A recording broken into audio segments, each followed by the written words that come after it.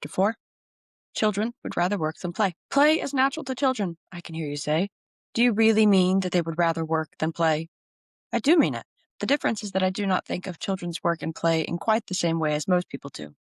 Perhaps you think of children working only when they do their last lessons or carry out simple tasks at home.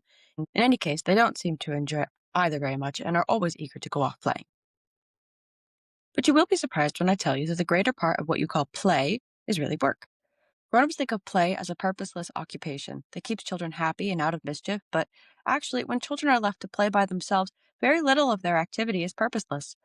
Children have a keen instinct of self-defense, and since most grown-ups do not understand their work, they often hide quite cunningly the importance of what they're doing when a mother thinks they're just playing. There is one thing most parents firmly believe, that work is hard for children, and only aimless play is easy and natural. And so when they see a little brow furrowing over a reading book, desperately trying to learn, they say the child is at work, and it is obvious that work is difficult. But if they were to see the same little boy in one of our schools tracing the outlines of a set of wooden cutout letters, as well as recognizing the letters by sight and arranging the letters so they spell out words, chuckling to himself with satisfaction and delight, they would not call that work. He's learning, they would say, but he is so happy, it is quite plain he's playing too.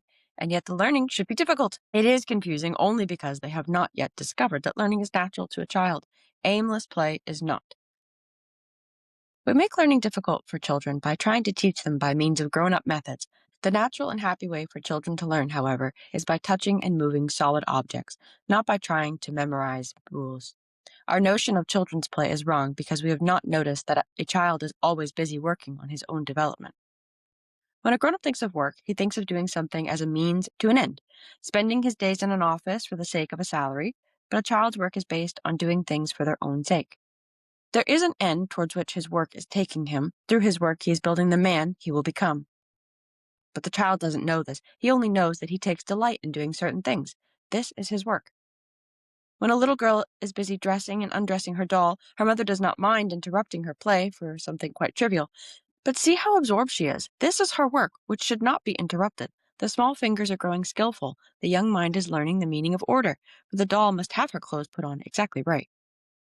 We are completely on the wrong track when we believe that expensive toys should keep a child happy, or that a child who has a nanny to do everything for him is particularly fortunate. In reality, it is the child of the busy mother, left to improvise toys from simple things and use his own ingenuity, who is fortunate. He is free to work in his own way, and so he turns play into profitable work suited to his needs. Whereas the rich child is often left to play in the way grown-ups imagine he would enjoy most. That is why children with cupboards full of toys are often bored and naughty, while the child who is left alone takes pleasure in very simple things and is happily absorbed for hours at a time in work of his own choosing. Grown-ups, in spite of all their psychology, have not yet fathomed the motives of the child. It is hard for us, for our own motives are so different. We want material things, whereas the child only wants an occupation that interests him. His present happiness and development, as well as his character and intelligence in the future, depends so much on the work of his own choosing. The wise mother will remember that playtime is never wasted. So long as the children are busily absorbed, they are working at their own development, for children would rather work than play.